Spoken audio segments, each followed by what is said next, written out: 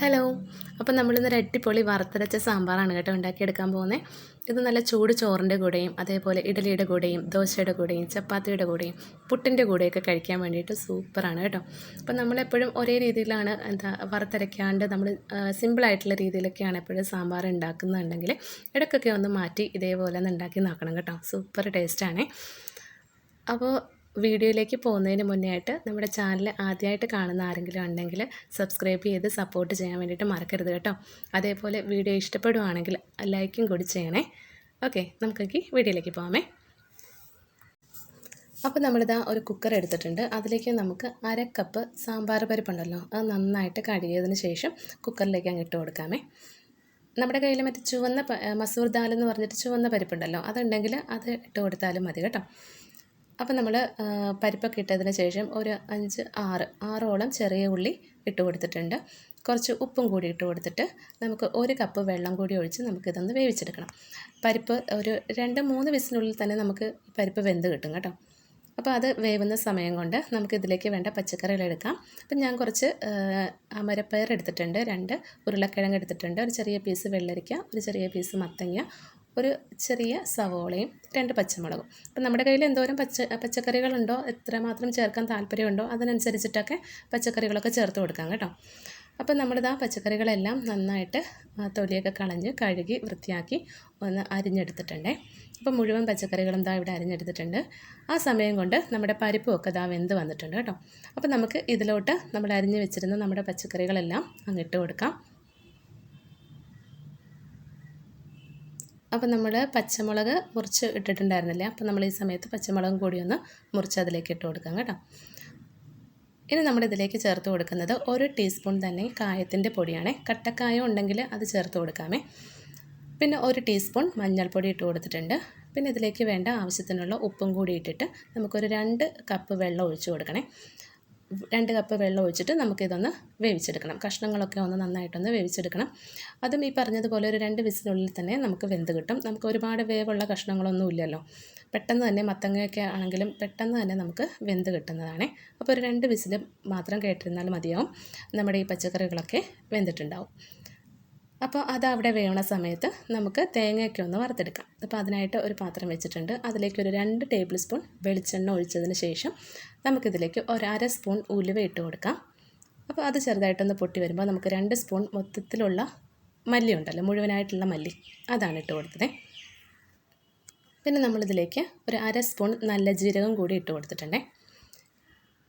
ഇനി നമ്മളിതിലേക്ക് ഒരു 4 ടേബിൾ സ്പൂൺ അടുത്ത് തേങ്ങയാണ് കേട്ടോ ചേർത്ത് കൊടുക്കുന്നത്.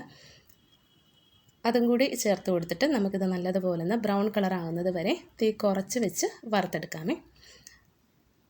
അപ്പോൾ മുഴുവനായിട്ടുള്ള മല്ലി ഇല്ലെന്നുണ്ടെങ്കിൽ മല്ലിപ്പൊടി ചേർത്ത് കൊടുത്താലും മതിയേ. അപ്പോൾ ഈ സമയത്ത് ഞാൻ 2 സ്പൂൺ മുളക് പൊടി കൂടി ചേർത്ത് കൊടുത്തിട്ടുണ്ട്. കാശ്മീരി നല്ല മുളക് കൂടി ചേർത്ത് പൊടിച്ചിട്ടുള്ള മുളക് പൊടിയാണ്. അപ്പോൾ കളർ ഉണ്ടാവും, എരിവ് അത്യാവശ്യം കുറവായിരിക്കും. അധികം എരിവുണ്ടാവില്ല, ആവശ്യത്തിനുള്ള എരിവേ ഉണ്ടാവുള്ളൂ കേട്ടോ. അപ്പോൾ നമ്മുടെ തേങ്ങയൊക്കെ വറുത്തതാ മാറ്റി വെച്ചിട്ടുണ്ട്. ആ സമയം കൊണ്ട് നമ്മുടെ പച്ചക്കറികളും കാര്യങ്ങളൊക്കെ നന്നായിട്ട് വെന്ത് വന്നിട്ടുണ്ടായിരുന്നു. അപ്പോൾ ഞാൻ കുക്കറിൽ നിന്ന് ഒരു ചട്ടിയിലോട്ടങ്ങ് മാറ്റിയിട്ടുണ്ടായിരുന്നു കേട്ടോ. ഇനി നമുക്ക് അരപ്പ് ഇതിലേക്ക് ചേർത്ത് കൊടുക്കാം. തേങ്ങയൊക്കെ ഒന്ന് തണുത്ത് വന്നപ്പോഴത്തേക്കും നന്നായിട്ട് അരച്ചെടുത്തിട്ടുണ്ടായിരുന്നു. അത് നമുക്ക് ഇതിലേക്ക് ചേർത്ത് കൊടുത്തിട്ട് നന്നായിട്ടൊന്ന് ഇളക്കിയെടുക്കാമേ. അപ്പോൾ ആ മിക്സിയുടെ ജാറ് കഴുകിയിട്ടും ആ വെള്ളം കൂടി നമുക്കിതിലേക്ക് ഒഴിച്ചു കൊടുക്കാം കേട്ടോ. അപ്പോൾ നമ്മൾ ഇതുവരെ കറിവേപ്പില ഒന്നും ഇതിലേക്ക് ചേർത്ത് കൊടുത്തിട്ടുണ്ടായിരുന്നില്ല. അപ്പോൾ ഈ സമയത്ത് നമ്മൾ കുറച്ച് കറിവേപ്പില കൂടി ഇട്ട് കൊടുത്തിട്ടുണ്ട്. എന്നിട്ട് നന്നായിട്ടൊന്ന് ഇളക്കി എടുക്കാമേ. അപ്പോൾ ഉപ്പ് നമ്മൾ ആദ്യമേ ചേർത്തതേ ഉണ്ടായിരുന്നുള്ളൂ. അപ്പോൾ ഈ സമയത്ത് നമ്മൾ അരപ്പൊക്കെ ചേർത്തിട്ടുണ്ടല്ലോ, അപ്പോൾ ഉപ്പ് കുറച്ച് കുറവായിരുന്നു. നമ്മൾ ഈ സമയത്ത് ഉപ്പും കൂടി അങ്ങ് ചേർത്ത് കൊടുക്കുവാണേ. അപ്പോൾ നമ്മുടെ സാമ്പാറൊക്കെ നന്നായിട്ട് തിളച്ച് വരുന്നുണ്ട്. ഇനി നമ്മളിതിലേക്ക് ചേർക്കുന്നത് ഒരു നെല്ലിക്ക വലിപ്പത്തിലുള്ള നമ്മുടെ വാളംപുളി ഉണ്ടല്ലോ, അത് നന്നായിട്ട് പിഴിഞ്ഞ് അതിൻ്റെ ജ്യൂസ് എടുത്തതാണ് കേട്ടോ. അതും കൂടി നമ്മളിതിലേക്ക് ചേർത്ത് കൊടുത്തിട്ടുണ്ട്. അപ്പോൾ നമ്മുടെ വറുത്തരച്ച് സാമ്പാർ ഏകദേശം ഇവിടെ റെഡിയായി വന്നിട്ടുണ്ട്. ഇനി നമുക്കിതിലേക്ക് താളിച്ചൊഴിക്കണേ.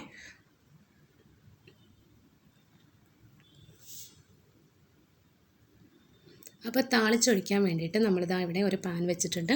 അതിലേക്ക് 2 സ്പൂൺ വെളിച്ചെണ്ണ ഒഴിച്ചതിന് ശേഷം നമുക്ക് 1 ടീസ്പൂൺ കടുകിട്ട് കൊടുക്കാം. എണ്ണ ചൂടായതിന് ശേഷം നമുക്ക് 1 ടീസ്പൂൺ കടുകിട്ടിട്ട് നമുക്കിതിലേക്ക് ഒരു 3-4 ചെറിയ ഉള്ളി അരിഞ്ഞിട്ടുള്ളതാണ് കേട്ടോ, അതും കൂടി ഇട്ട് കൊടുത്തിട്ടുണ്ട്. പിന്നെ ഒരു 3 വെളുത്തുള്ളി ഇട്ട് കൊടുത്തിട്ടുണ്ട്.